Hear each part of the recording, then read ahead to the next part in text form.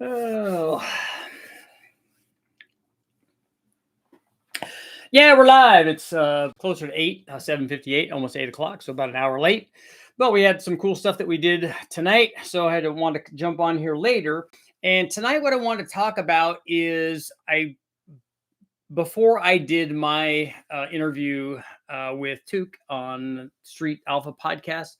I watched one of his that he did with Shane T. So if you go back and watch that, it's a good watch. If you guys haven't watched that, it's a good watch. But one of the things in particular, he made a statement that I think that everybody, Shane made a statement, and they used it to promo the Street Alpha stuff, used it to promo that video, but so it's a reel or whatever.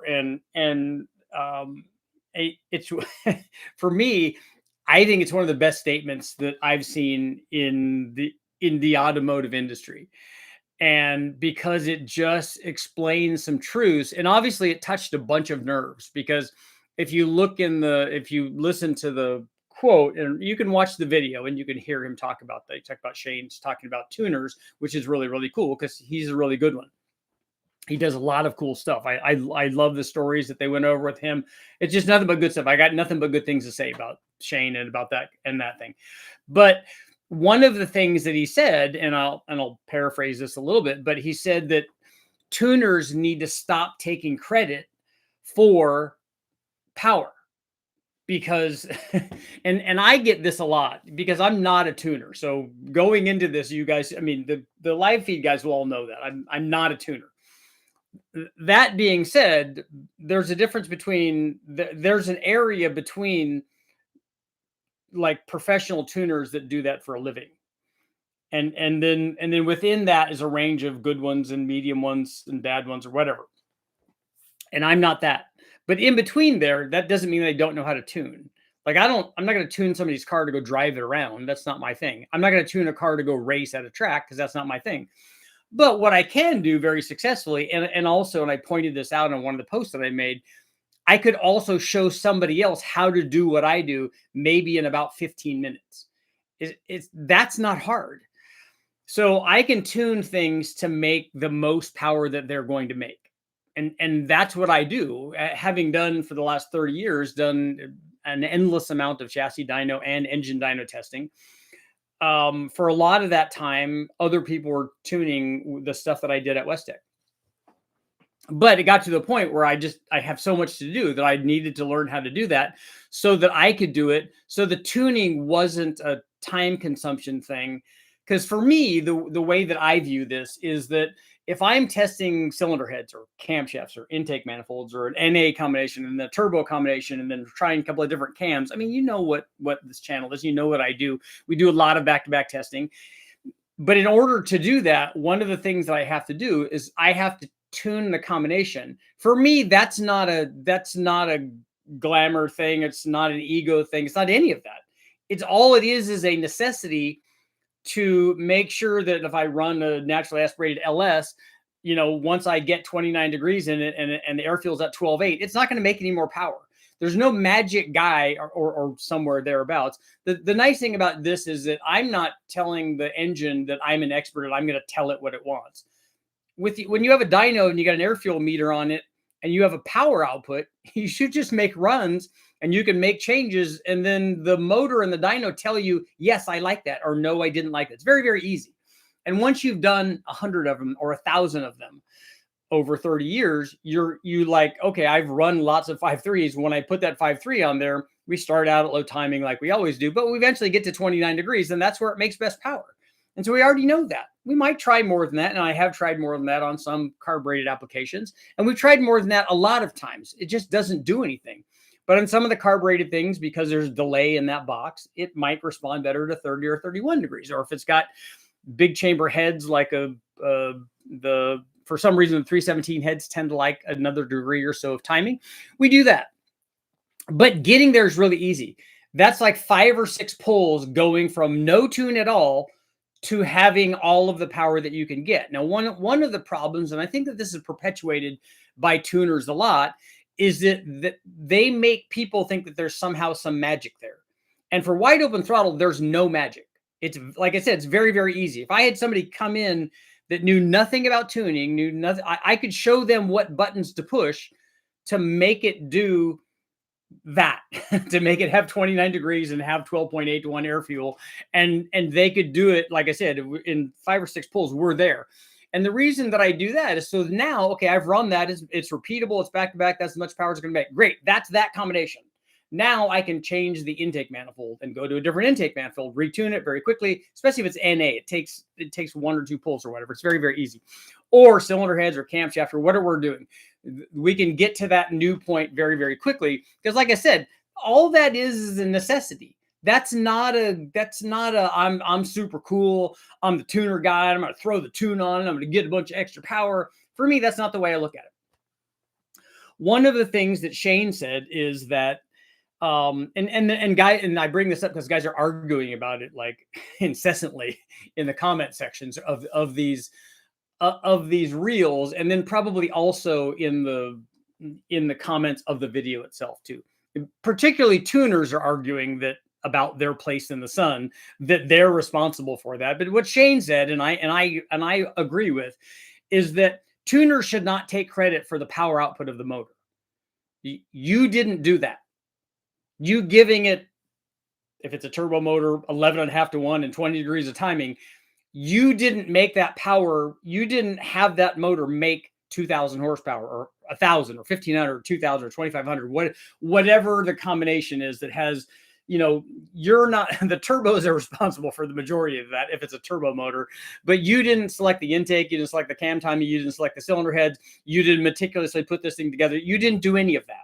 All you did was go, here's 11.5 to 1, here's 20 degrees, or whatever the numbers are. Because you can ask it how much power it wants, especially on the dyno. Very, very simple. That's not a hard thing. The Big Bang thing was 1,500 plus, and that was no different than making 500 or 600 or 700. It was 100% no different at all than doing that. It was the same number of keystrokes. There was no magic there. None of that was difficult to do. And I'm not a tuner. So again, I need to state that I am not a tuner. But once you get there with some of the turbo stuff, some guys might lean on it more than others. They might run, we're just picking random numbers here. I'm not saying that this is absolute, but instead of 20, one guy could run 21. Oh, I picked up a little power because I ran 21. Good. You just got it closer to the detonation threshold. That's all fine. That's okay. That's not magic. that's you being more aggressive. And so guys can do stuff like that. On an NA motor, you're not going to do anything. Once we get, like, we run the motor cold enough to where we can run all the timing that the combination of the piston design and the combustion chamber want. It will make max power. The power will go up and then it won't go up anymore and it'll level off and then it'll go down. And that's what happens when we start adding more timing, and then it'll break. Something will break. If you put too much timing in it, it will detonate.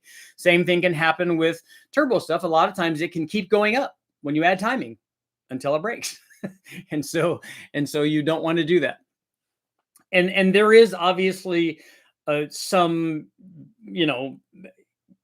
experience that goes along with that. You have to know what the thing is going to want roughly in order to give it what it wants or to ask it what it wants. You have to have an idea. Does it want 9 degrees of timing? Does it want 30 degrees of timing? You have to know where that is. And there's some, expertise or knowledge that goes along with that. But like I said, the wide open throttle stuff is a tiny, tiny portion. Like I said, 5 or 6 runs is a tiny, tiny portion of what tuning is. Tuning is all the other stuff. Like I said, wide open throttle, 6 pulls, boom, it's done. Why? And any good tuner, like that, I mean, look at Shane's. Like, tuners should not take credit for that, because the engine builders. Now, I think that the tuner is also very important, because if he didn't do that, you wouldn't have made the power, but it would have made, it's still would have made a lot of power. But I think that in the point that he's making is not that tuners aren't important. Obviously, he knows that they are. He is one. But that there's not magic there. That for wide open throttle, making the big power number, that if he, and his point was that if you gather 10 tuners together and each one of them gives it the 11.5 to 1 and the 20 degrees of timing, it's going to make the same power. And they do. That's why I'm saying that part of it is not magic. The magic part comes in with when you have to get a car that's making, let's say in one instance, because there's a lot of different things. There's a lot of instances where tuners have to tune things to make them work. So their magic is getting the thing to go down the track and do the thing that it needs to do. And this gets harder and harder with excessive power because they have to manage that. They have to manage traction. It has to do certain things in each one of the gears. It has to load up. It has to spool the turbos up. It has to do all of these things. And then for like, if you're talking about some of these drag and drive things, it has to drive around. It has to do all of those things. That's a way different thing. And I would argue that a way more difficult thing than just making power. The power part of it is nothing. And that's the thing that, that Shane was trying to talk about. And that's what that was his point. Like, he could give it the timing and fuel that it wants, and it's going to make the power. And so could a lot of other guys that he knows, and even guys that he doesn't know, that know how to, push the right keyboard and give it that kind of power, give it that kind of air fuel, and give it that kind of timing. Or if you're doing variable cam, it's a Coyote or whatever. There are lots of guys that know how to do that. And I think that that's very important. Like I said, I think that that's an impressive statement and one that ruffles a whole lot of feathers, because all of these tuner ego guys come out of the woodwork and like, oh, I wouldn't do anything without me doing my magic thing. No, your magic thing is not the power part of it is not a magic thing. All the other stuff is a magic thing and takes a lot of experience and a lot of dedication, a lot of work, and that's fantastic. But people don't want to argue about that. People don't want to argue the fact that, hey, look, I'm the one that made this thing like sequentially shift and not lose boost and get better fuel mileage and do all of the cool things that you can do with modern electronics. That I'm the guy that did that. They don't want to argue about that because they don't want to make a statement that's a whole paragraph long. They want to say, yeah, look at all the power I made. You didn't make the power. You're not the reason the thing made 2,500 or 3,000 or 4,000 or 1,000 or whatever the number is. You're not the reason it did that. And I thought that's something that really stuck with me. So, like, shout out to Shane for making that statement and telling people what's up. So we're going to start our poll.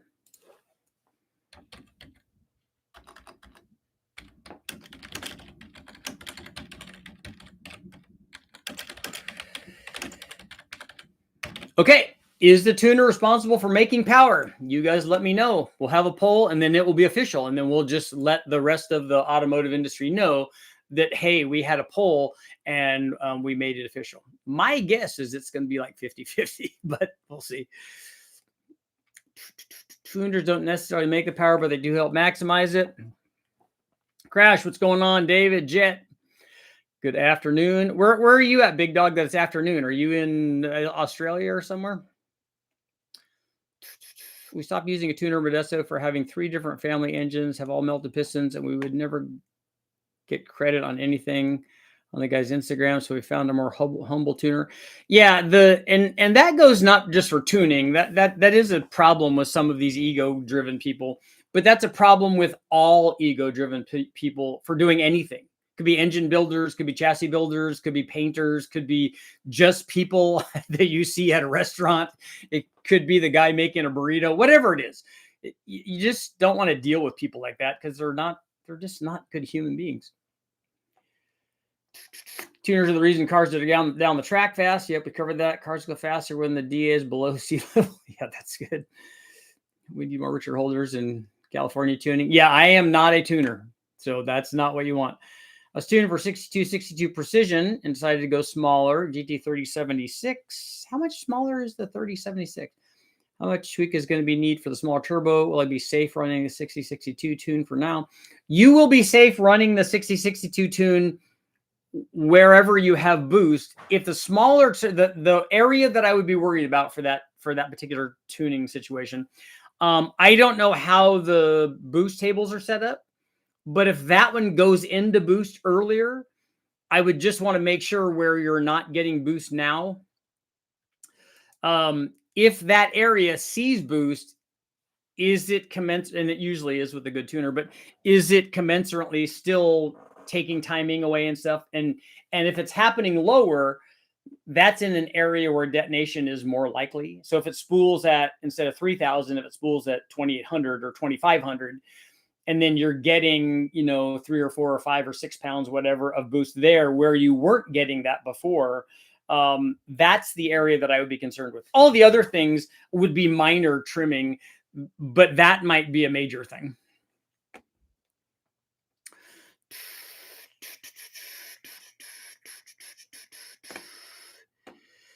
To a non-tuner, you're a god. Yeah, no, I don't think that's the case.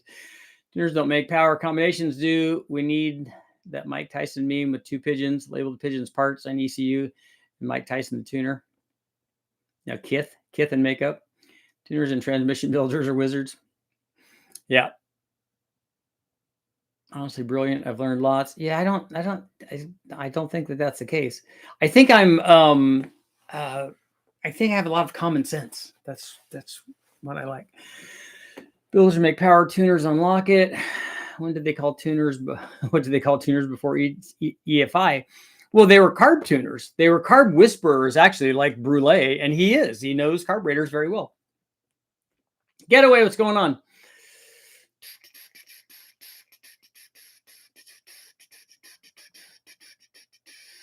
Me and the wife are taking a tuning course now for a Terminator X. That's good. The more you know, it's good. We want to rely on ourselves over somebody else's time. That's good. The engine blows up. It's always the tuner's fault and never the builder's. Exactly. I would agree with that. I would agree that it's not a tuner, but the tune is responsible for more broken motors. The wrong tune, meaning just the wrong amount of timing normally, is probably responsible. And you guys can let me know. Maybe this will be a good poll for later on. Is the wrong tune responsible for blowing up more motors than the motor assembly, than the guy who put it together? A tuner is someone who can diagnose and fix problems that actual tuning is not complicated. Yeah, and there are lots of builders, and I would agree with that, Bill. A good one is, I would also point out the fact that there are lots of guys who are laptop guys who know how to manipulate tunes that don't know about the engine dynamics. Like they don't know what turbo they should use, what camshaft they should use to make a given amount of power. They know what once it's all together, they know what the airfield should be and how to get it, I guess. Lots of guys act like ECU tuning is the only way when there's a guy making 2,000 horsepower using mechanical alcohol injection with 0 ECUs. Yeah, I'm not that. And I did a post not long ago on carburetors, and guys that like EFI guys that think that carburetors are terrible don't understand carburetors. And carburetors guys that think that EFI is complicated or doesn't work or is too problematic or will leave you stranded also don't know anything about EFI. Because both of those can be good, and they are when they're done right. As Pro Stock has shown us, as NASCAR has shown us, as everything has shown us, there's ways to make power. What's up with comp cams having 4 degrees of advance built in? Most cams, certainly back in the day, I don't know if this is still the case, most of them have advance built in for slop in the timing chain. Having idle trouble with Phytech 92mm throttle body on a Trailblazer SS, drive-by cable, 02 Silverado. What would be best for my cam 6-liter stock 3-bolt? What do you mean, what would be best? What are you asking for? Are you asking for a cam? Are you asking for heads? Or what are you asking for? Steve would probably disagree. There is as much that goes into tuning to make the combo work. In the real world, drivability is not wide open throttle. I think we went over that fairly clearly. Tuner responsible for knowing how to make the power and where the danger line is. Most tuners will stop earlier than the absolute max. Some tunes, the motors won't last. Going to get a tune when I swap the 3.8 to the 5.4. Okay, that will definitely be necessary. Guess I got to buy another shop crane. What happened to the shop crane? Will you be experimenting with asymmetric turbo systems again anytime soon? I don't know what more I need to do with that. Tuning is mostly diagnostic. Everything just needs a tune. the thing that I would say about like the guys like Ish and Eric at West Tech, and Ernie before him and Tom, is that they also understood engines. So I think that that's very important. I think better tuners understand the engine also. Now they might not necessarily be, top engine builders, and they might not be the guy to go to ask them what camshaft that they should use or whatever. But they at least understand the dynamics of what's going on in the motor. And so when they go, they know, and this is important because when you're doing tuning and they're like, this isn't responding, and this isn't responding not because when I add fuel to the injector, it's adding fuel, but it's not doing what it should be doing. And so they know enough to recognize that this is a mechanical problem or an electronic problem, but not a tuning problem. So if you have a bad rocker or a spring or a bad coil or a plug, and guys will spend an hour or two or whatever trying to tune around it, knowing that you can't do that is very important. It saves time and money for everybody. I think both engine builders build the combo. Tuners fine-tune the engine to maximize the power, but if tuners blow the engine, they don't take responsibility. Well, the last two I had were stolen from me. What were the cranes? Barring one is just too much logistics right now for me. What is it you need, Getaway? The best tuners and the best builder is great, but without a without a chassis guy, yeah, that's another thing. A chassis guy and a rear end guy and a transmission guy and all of that. Do you think we'll see a day when AI will be able to provide a real-time and well-written tune for an engine? I don't see why that can't eventually be possible if it has the ability to sample every tune and every application. That might work. I myself wouldn't do that. Certainly not now. Your tuner says it's going to make you more power than anyone else. You should find another tuner. Yeah, and like I said, and I think to some extent camshaft guys are like this too. They want to tell you, hey, you need a custom cam for that. Probably not.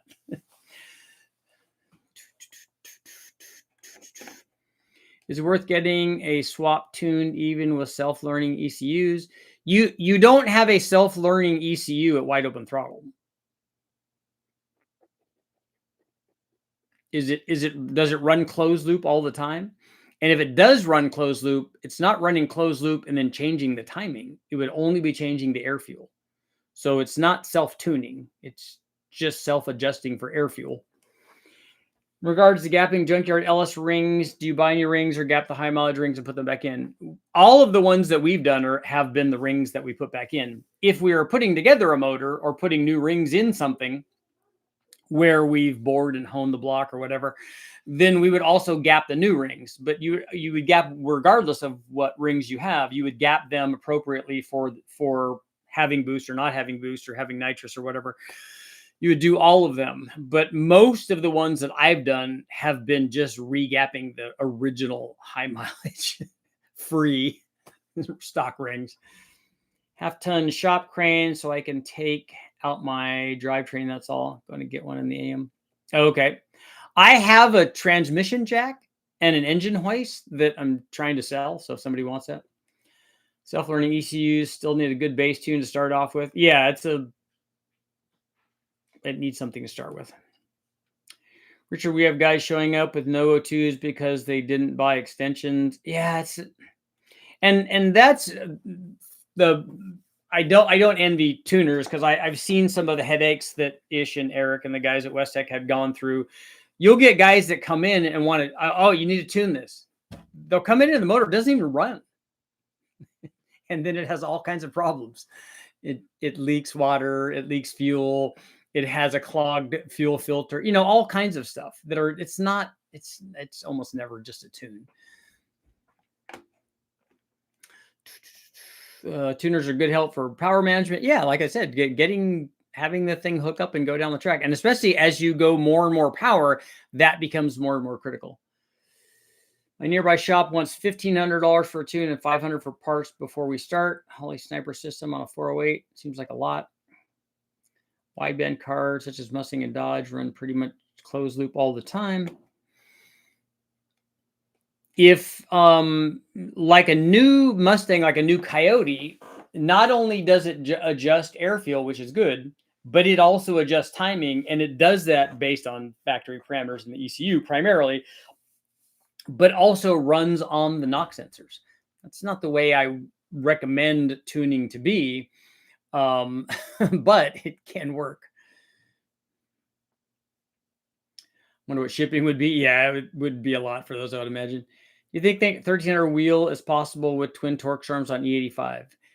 Yes, I do. Because we've done 7, even on the early torque storms. I haven't tested any of the newer ones, but we've done 7 something, low 700s with one of them. So I think if you do everything with 2 of them, it would be fine.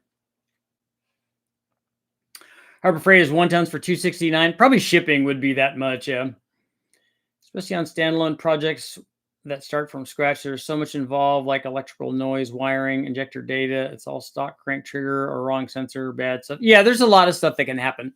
I myself have never put injector data into anything unless you're using a factory ECU. But on none of the standalones do I ever put injector data into it. None of the Hollies. I just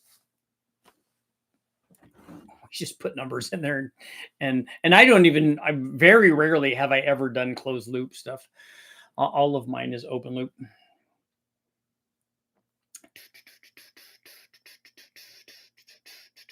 And I like the fact that we can, most of the stuff I run is not even running sequential, it's running batch. Sometimes we don't even plug in the cam sensor, but you can. You know, it's not a big thing. Is a tuner responsible for making power? 58% saying no, 42% saying yes.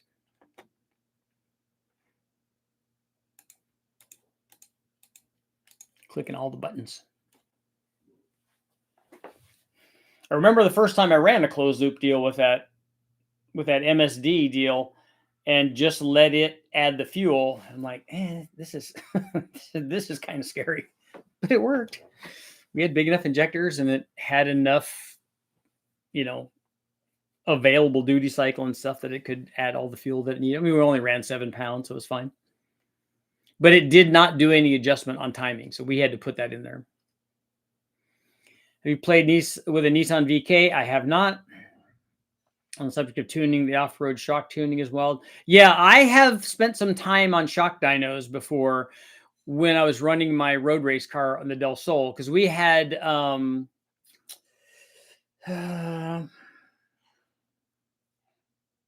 to think of what shocks. Not Coney, not Teen.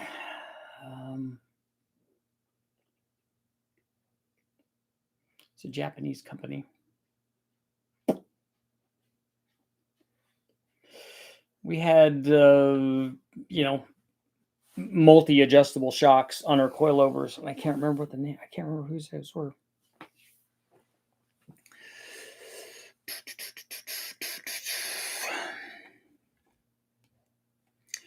Big injectors, part throttle, and idle is where injector data especially helps on a stock ECU. Oh, yeah, definitely.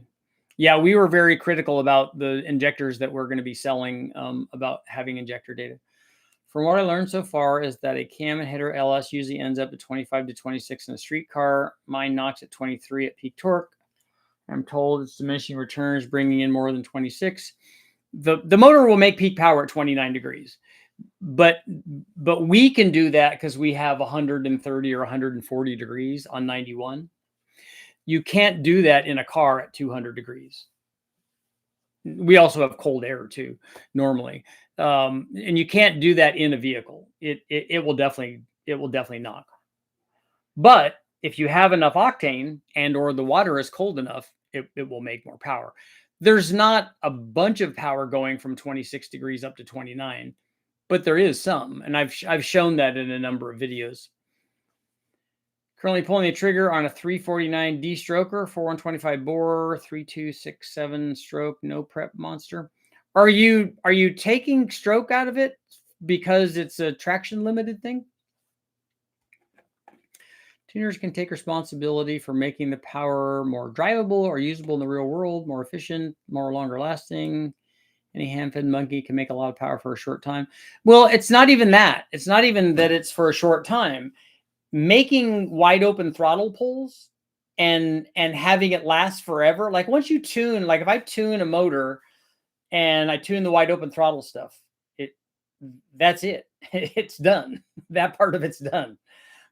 And actually, if I interpolated from what I did there down to the idle stuff, if we tune the idle stuff, it'd probably be okay. So it's going to last. You would then have to take, you just have to set your modifiers then if because we're running at such a cold thing, at such a cold water temperature, we'd have to take timing away based on temperature, and then it would be safer. But it's not that it won't last. It'll definitely last like that. You could run it forever like that. I feel the pull is a trick question. Doesn't matter what parts you have or if you don't have a tune. It doesn't matter how good the tuner is if you don't have an engine. Most impressive stock ECU is early 2000s Toyota. You can bolt on a supercharger and do nothing to the tune. Not perfect, but it lasts. How does a stock ECU change timing for boost? The Mercedes ones were really good about that. BMW S1000RR uses 4 wideband O2s and can run race gas or E85 without adding tuning. Closed loop all the time. Brand tuning sells the tune. Okay, that's all good. But again, having the air fuel right is the easy part of all that. But having the timing change, especially if you had boost, is a hard thing. What's the largest turbo you've ever run, single or twins on an engine? The two S475s would be the most power that I've ever tried. I mean, we didn't run them all the way up. We only ran them to 15 or 1600. So that's as much as we ever tried. There was more there. I mean, I think that those turbos will support more. I did run as a single. I ran one 88 millimeter turbo back in the day. I don't know what that turbo was rated at. It was either a Turbonetics or an Innovative turbo or something like that. It was one of those companies. And it was like a mid-frame turbo. It was pretty big. Is a 6-liter Vortex sound good? What do you mean, does it sound good? King or KW? They might have been King, yeah. It wasn't KW.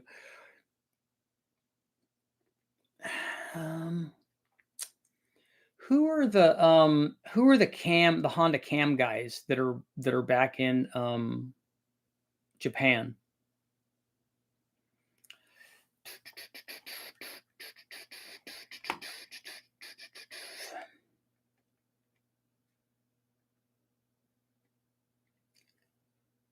43% for the tuner responsible. How does that happen?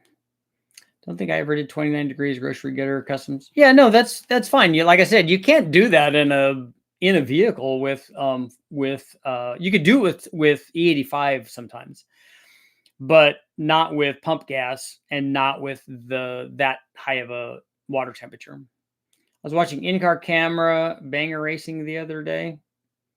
What's banger racing? Why wouldn't an LQ4 sound good? Yeah, all LSs sound good. Just fascinated with D-strokers. Currently have a budget 333. It's working well for me. Shifting it 800 to shit the wheel. Okay. Toyotas don't make enough to hurt themselves. That's why no tune is necessary. Man, throwing shade at Toyota. Turn timing was a 3.4 liter V6. Might just rely on knock sensors. And it might already have a bunch of timing pulled out of it NA. so it's like ultra safe NA, and it's just safe enough under boost and especially at a low boost. Looking at an RHP 1200, the G42, nice, but I'm afraid it's too big. I have a 5.3 MTI X1 cam, 243 heads. You have an LS3 intake? Do you have an LS3 intake with adapters? Because you should take that off and put something else on. I live in Mexico, so we're limited to 91. What is the MTI X1 cam? And then also the really the thing is, how much power do you want to make? Would an engine builder ever spec a combo for a specific fuel? Yeah, they would build it around a detonation threshold for specific fuel. They would also build it around a detonation threshold for not having a detonation threshold like M1 or M5. One of my pet peeves is bass tunes. Most aren't great to start, and then the guys put them on different combinations. It's so easy to modify a stock or original file. What is it about the sound of the Coyote that people don't like? Cold starts, they sound good going down the track. What they don't, is that a thing that people don't like a cold start of a Coyote? What's the best combo to boost my 6-liter? Do you have a list? Yeah, but first off, how much power do you want to make? That's the first thing we have to decide. And then whatever power you want, you'll be surprised at how short the list is. Banger races and confusing as to how they don't kill somebody. You must watch if you haven't seen it. Well, what is it? What kind of racing is it? Is it boat racing? Is it sprint car racing? Is it go-ped racing? Have you tried nitrous on a stock Gen 2 LT1? Yes. It does what every other nitrous does on every other motor. So if you put 100 shot on it, it adds 100 horsepower. Similar to figure 8 racing, but much better or worse. It's mostly over in Europe. High off boost. So you want to make 800 wheel horsepower. Okay, so we'll say that that's 900 flywheel horsepower. Okay, so I can tell you that, let's see, if yours is a 6-liter. Yeah, you have a 6-liter. Okay, so take your 6-liter, go to richardholdenperformance.com, buy the low buck truck, buy the springs, buy the 1,000cc injectors, get Jimmy can get you hooked up with head studs and gaskets. You're going to have to put ring gap in it and then get our G42 turbo. And we don't have a kit yet. It's coming, but you can get a kit, I guess, for whatever chassis you have. And that's the turbo and the other things that you need to make that kind of power. It's pretty easy. Looking to do an LS swap. All my friends are saying the LS3 is the best, hands down. Is that true? Looking for 600 to 700 wheel horsepower. You won't get that from an LS3 unless it's boosted. And that's also going to be the most expensive way to go if you do it boosted. You can do 700 wheel horsepower with a 4.8 and a turbo, or a 5.3 and a turbo, or a 6.0 and a turbo, or a 6.2 and a turbo, with any of them.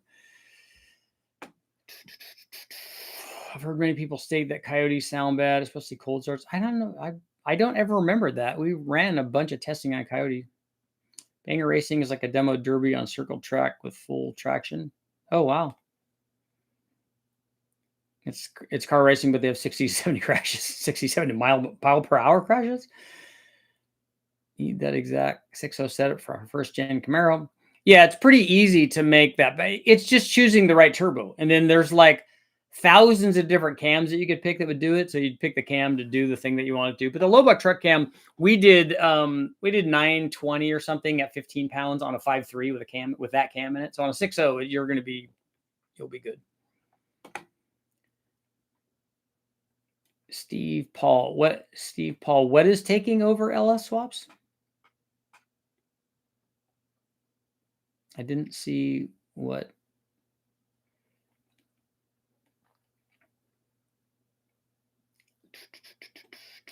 Let me know what you were saying. I only saw one thing from you before that about an LQ4 or whatever, that it's taking over. What are you saying is taking over LS swaps? Not an LQ, because that is an LS. An LQ4 is an LS motor.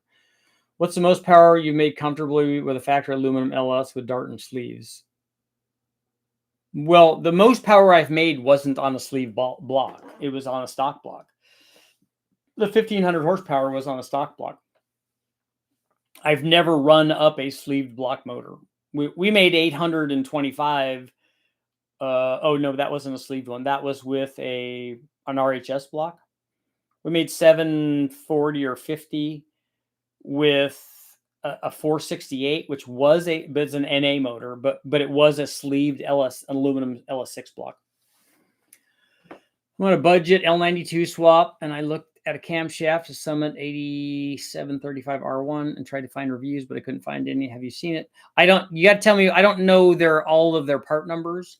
So if you tell me what the duration is at 50, like the lift and duration and the LSA is on that camshaft, I can tell you if I've run that kind of camshaft.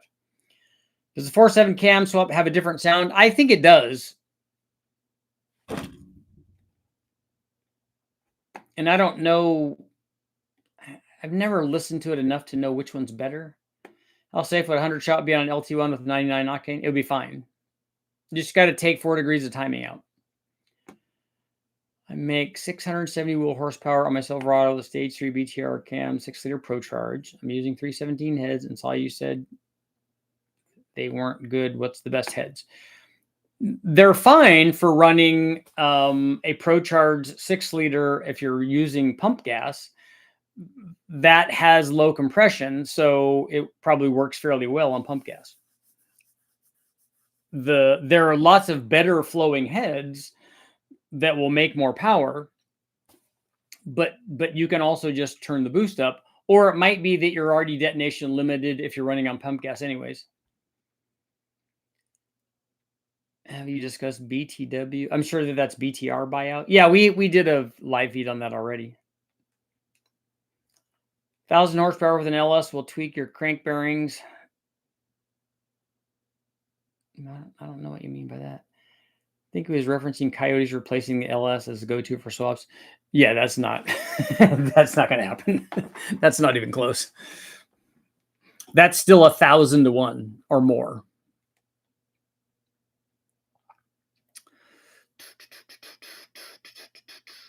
Think you'd lift the head before the sleeves mattered. Yeah.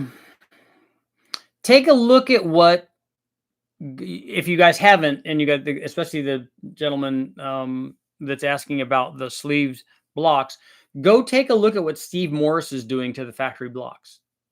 He's doing some interesting stuff where they're milling a big portion of it out and then resleeving it and putting a better deck on it. LT direct injection versus regular LMQ. What about it? Do you have a question about it? Have you seen any of the VK 56 swaps? Some people are saying it's better than an LS for the same junkyard price. It's not better than an LS. It makes less power with the same displacement, and the aftermarket for it is next to nothing. I mean, I like the VK, and like any motor, if you put a turbo on it, it makes good power, but there aren't 40 or 50 different cylinder heads and 3 or 4 or 6, I don't know, 1,000 different camshafts for it and everything else for it. So there's not a VK is not going to replace anything. Saw Calvin playing with a VK. Sounds good. 700 horsepower, 15 pounds. Yeah, no, that's good. Like you would expect that. Like I said, we were talking about this last night. That somebody did one and then they put a turbo on it and then they made power with a turbo and they're making the power that they should with a turbo.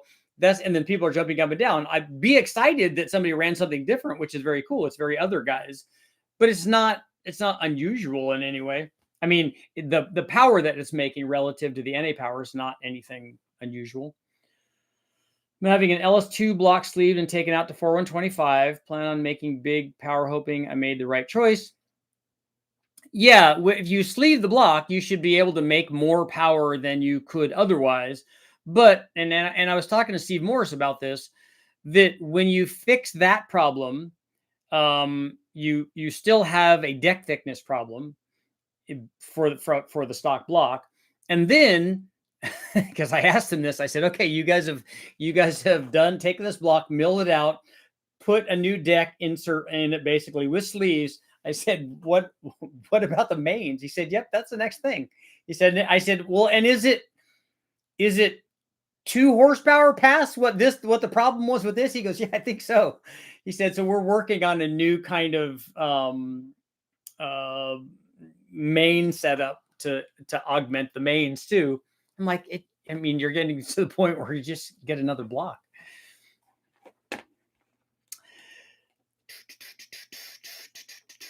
BTR was bought by Burnout Racing, and their own brands are not known for reliability. So BTR may be the brand that's long for if Brian is not in control. Brian is still in control, and I think that It's interesting that people are worried about something before the thing happens. Now, I'm not saying that private equity isn't going to ruin stuff, because they certainly can, and they have a history of doing that. But right now, it hasn't done that, and so I'm not that concerned about it until we see that stuff start happening. And then everybody could jump on the bandwagon and complain about it. But I'm not going to complain about it now. I mean, it's like complaining about, oh, I'm not going to go drive my car, because if I go drive my car, I'm going to run over a nail in my tire. I know, but that's probably going to happen. It happens to a lot of people, but I'm not going to worry about that until it happens, because I think I have the ability to fix that. 234, 248. Okay, Samuel.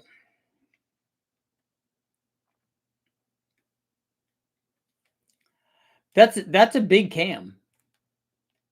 I would be worried about it fitting stock piston to valve clearance. If it does, it's going to make a lot of power.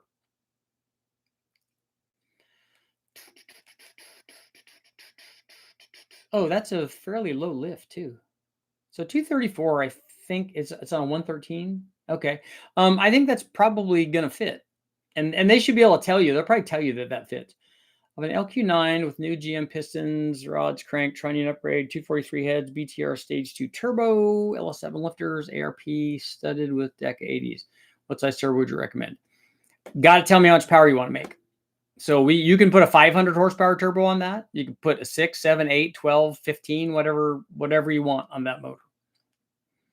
I mean, it's a stock block, and when you say new GM pistons, are they just new replacement cast pistons? What's the best flowing head for boost? You wouldn't be able to afford it, so I wouldn't worry about what the best flowing head is. You don't need more cylinder head for boost. How much power do you want to make high off boost on your 6-liter?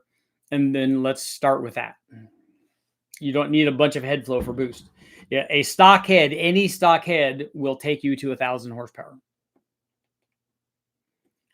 Saw a YouTube channel show the benefits of fitting an 8-speed automatic gearbox to your street car. That's really good. I'm excited about that. Jimmy and I kind of want to try one of those. Is using an LS firing order on a big block Chevy worth getting the custom campground? I would argue that it does not. I've tried 4.7 swap big block Chevy cams, and the thing that makes the power on the cam is the lift and the duration, lobe separation angle, valve events. Not necessarily the firing order. I don't think you see something from just a firing order.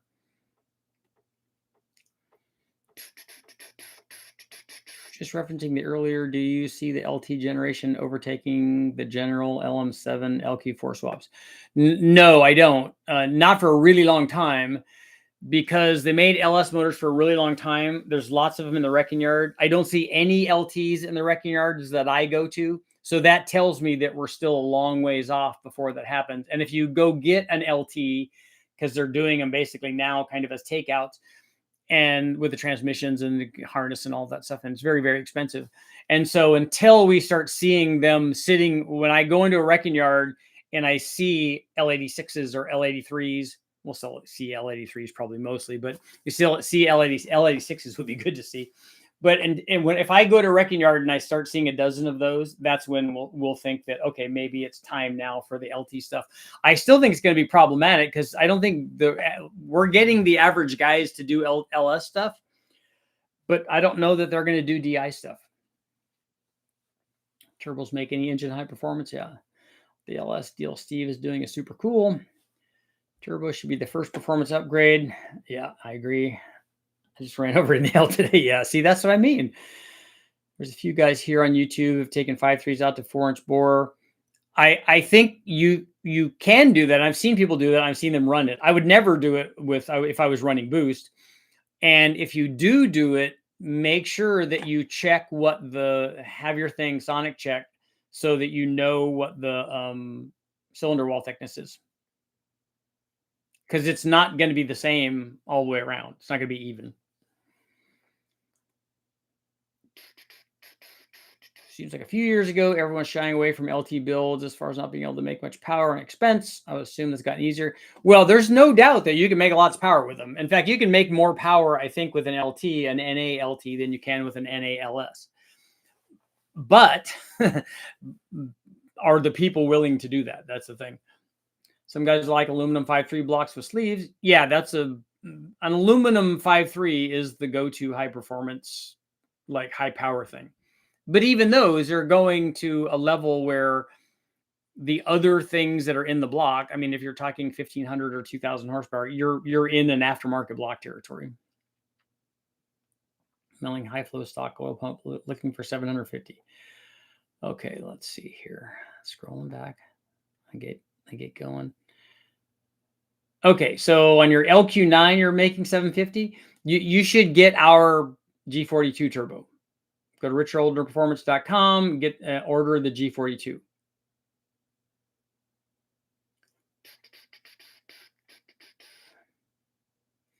A lot of LTs are dying.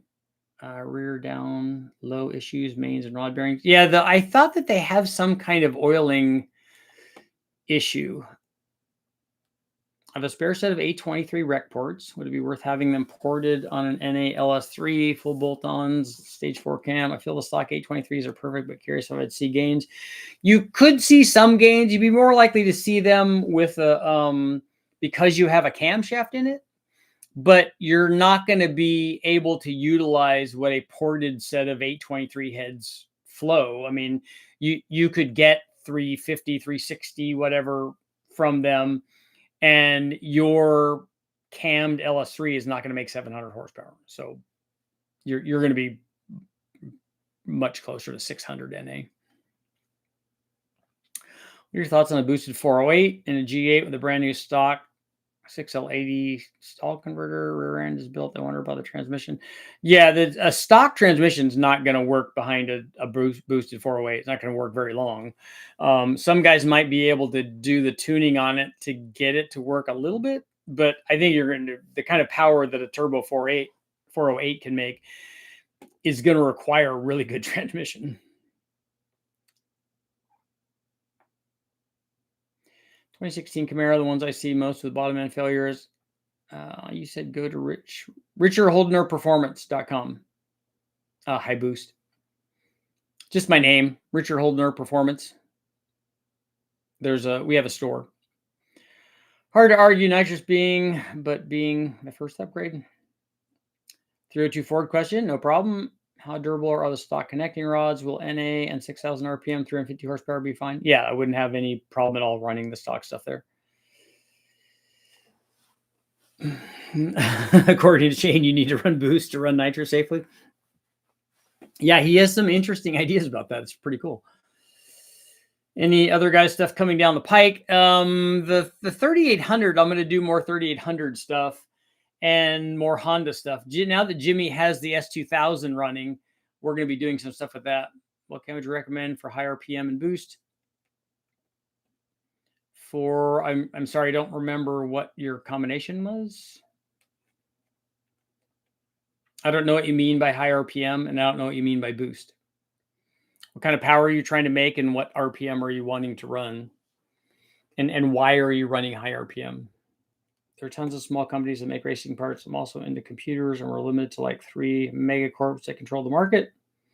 Would suck if BTR went away, but we'll be just fine. If BTR goes away, which I don't see that happening, something else will take its place, because if there's a vacuum, the nature abhors a vacuum, and so it will be filled. I myself would rather have an iron block versus aluminum. I don't see much advantage of aluminum block other than weight. Well, the specific aluminum 5.3s that they use are the ones that have made the most power so far, more than the iron blocks. But it is less weight. So for guys that are drag racing, sometimes that's a thing. So a buddy of mine put together a setup and got it tuned around 1220s. He then took it to another tuner who tuned it correctly and it ran 11.4. So I'm assuming that that's a supercharged or turbocharged application where you're able to get another 8/10 out of it, which should be somewhere near 100 miles an hour. I mean, 100 horsepower. Are you planning on any content on a K20C1? What is that? Do you think BTR will continue development on the cannon valve heads? Yeah, the cannon valve heads are definitely going to come out. There's no way that they would stop that. They've spent too much on it. What turbo that you sell would you recommend for a 2011 Chevy Tahoe stock motor besides BTR truck Norris cam for 11 gears daily driver? What motor is it? Is in that? D-stroke LS wanting to really rev it out and make 1200, give or take. Need cam recommendations. BTR has some stuff. Probably their stage 4 LS3 cam will go to 8,000 and be fairly stable there.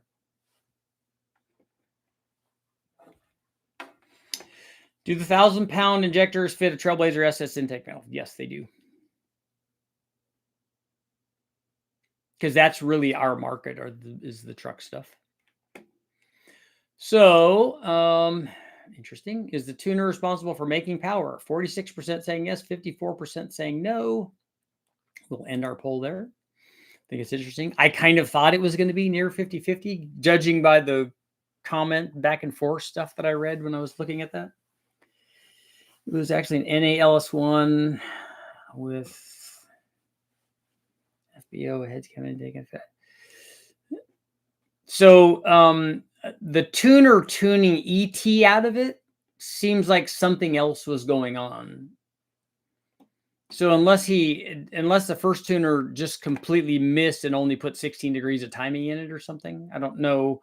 I'd be more interested in the power numbers than the ET only tells us that one had traction and the other one didn't. It could just say that. I mean, it could have had a much better 60-foot time, that he actually got the thing hooked up and had nothing to do with power, that the mile an hour might have even been the same. The Honda Type R available as a crate. Oh, the newest motor. Yeah, I haven't even seen that. LC953 for the 11 Tahoe. Okay. I think the turbo that I would get, if it's all stock, it has a truck Norris camshaft in it. If you're only wanting like 600, like let's say at the tire, then I would get the GTX 3584 RS. Or if you want a ball bearing turbo, get the G35.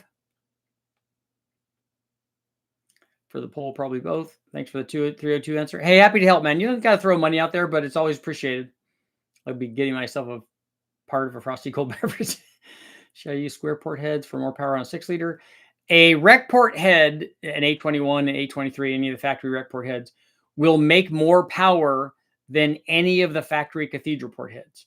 If you're doing a turbo 6-liter, I wouldn't worry about it. None of the heads are going to limit what kind of power you can make with a 1,000 horsepower turbo. You can make 1,000 horsepower with any of those cylinder heads.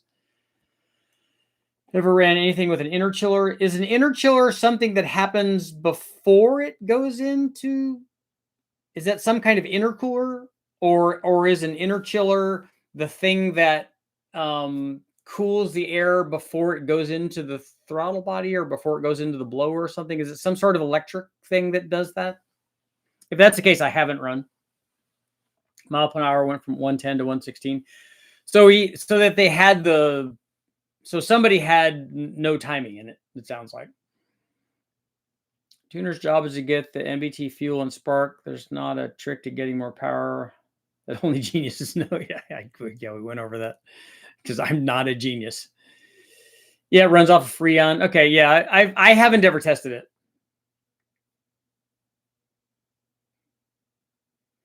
I think on an NA motor that if you can, I don't know how cold you can get the air.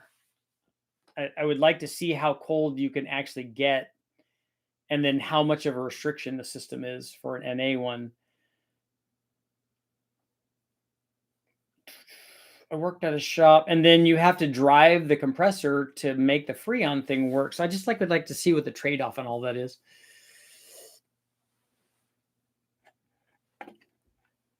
You should collaborate with Brian. I know Brian, and I've done lots of Honda stuff, and I like Brian, and I like Hasport, and I've done a lot of Honda stuff in the past. I would like to talk to Brian about Honda swapping something. Let's say Florida, which I know California gets hot. Yeah, we get 100-degree weather here.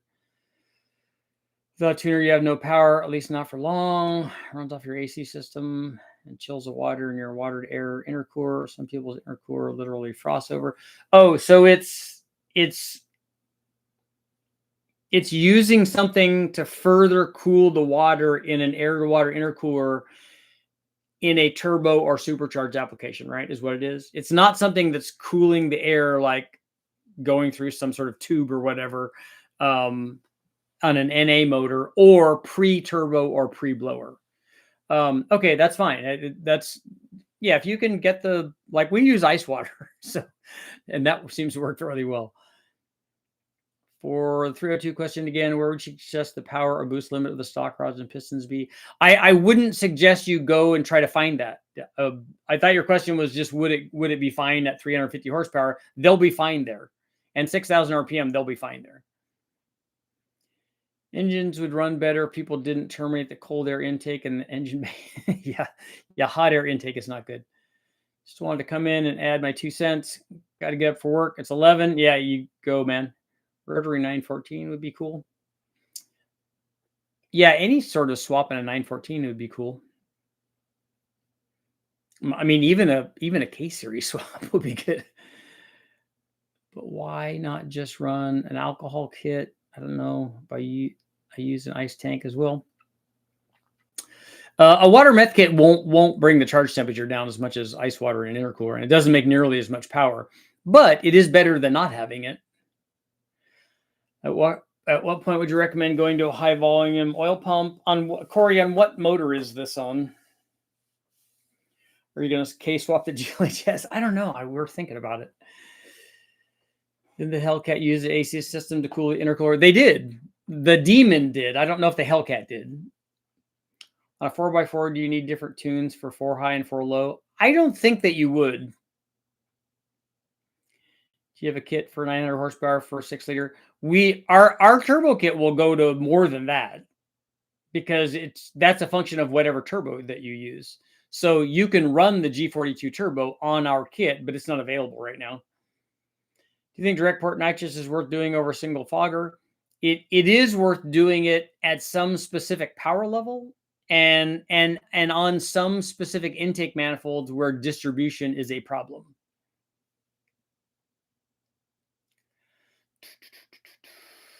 If so, what's the name of what? Our kit isn't on our store yet. It's not available. We've done all of the initial testing on the prototype stuff, but we don't have production pieces yet. Just wanted to do a K car, if you know what I mean. I know.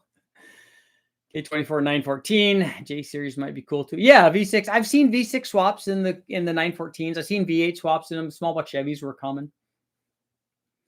Just want to say I've been watching the channel for the longest time. Thank you for your help. Thanks for watching.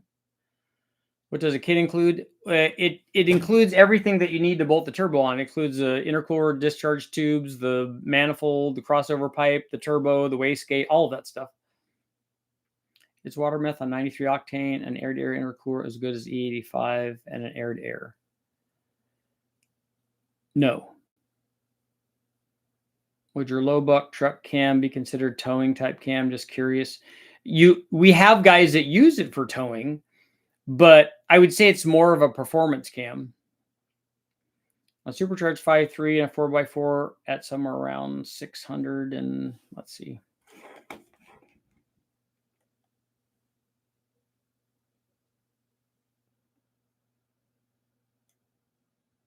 Oh, that's the mailing question? Okay, let's see. I don't think you need a high volume pump. I think a stock pump is fine.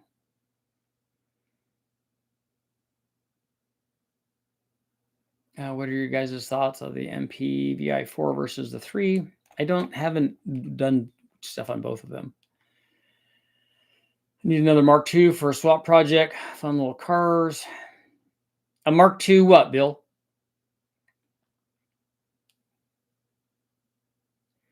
Water methanol? No, water methanol works. The problem with water methanol is it doesn't evenly distribute itself through long run or EFI manifolds. A bit behind. Did you say the rectangular port heads do LS build superior to cathedral port in non-boosted applications. Yeah, what I said is a rec port head, a factory rec port head makes more power than any factory cathedral port head on a 6-liter.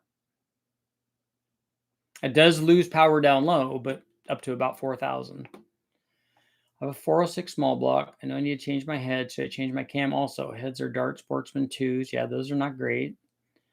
Camshaft is 244, 244. Well, why are you changing all that? What is it you're trying to get done?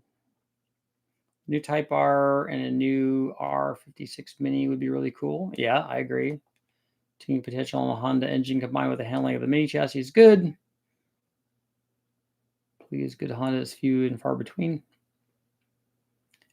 Oh, you want to run boost. So how much power do you want to make? Is the Truck Plus significantly worse fuel mileage than the low buck truck on a daily driver K10? I don't know. I'd never done a fuel mileage test on both of them. I would think that it would be a little bit worse just under a steady state cruise, but I don't know how much. Oh, a Golf. Okay, Bill, that's cool. I haven't run water methanol pre-turbo, but there, even pre-turbo, there's still no way it can get evenly through a long runner intake manifold. I'm asking, should I change it for boost?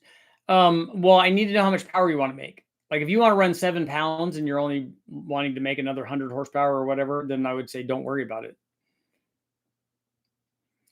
When's a 900 horsepower turbo kit? It's not a 900 horsepower turbo kit. It's an infinitely high turbo kit because you can run as much power as you want. Just depends on what turbo that you put on it. Like our G42 will make 1200. A bigger turbo will make more. So the kit itself will support lots and lots of power.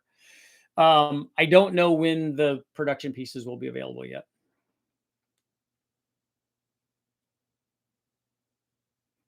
Sorry, that would only work on non-intercooled.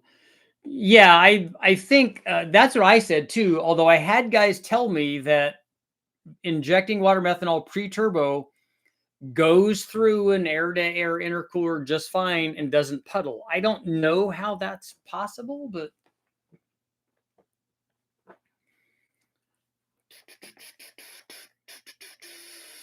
anyone overlook? Yeah, on your 406, different heads, aluminum heads, like even Airflow Research Enforcer heads, and then a smaller dual pattern cam, like a 230, 236.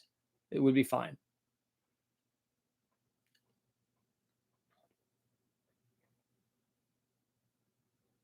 Chevy Colorado. I kind of would like to have a an S10 with the LS in it, and then that 8-speed trans.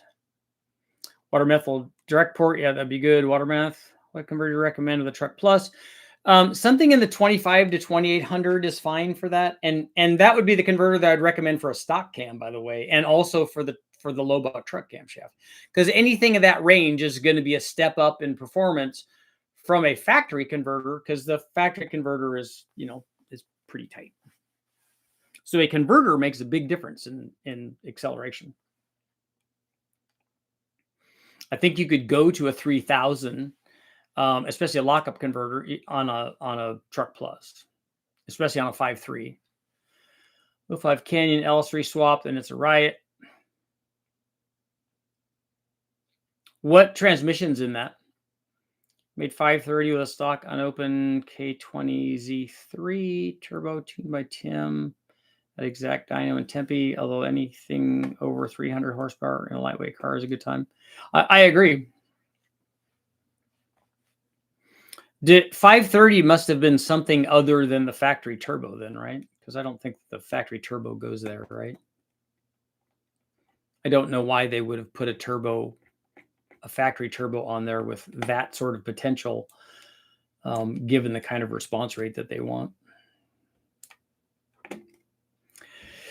LS mini truck, yeah. I just think it'd be cool. I would like to have one. Jimmy would want something that he could paddle shift and makes 1100 horsepower or whatever. I'd like something that I could drive around and use as a truck. I think that would be awesome. I'd like something to replace my Silverado. For a lady, ran into a lot of fitment issues, especially with the front torsion bar, but well worth the fabrication. Okay. I get that. On that note, it is time to go. Thank you guys all for showing up, and I will be back tomorrow. Tomorrow.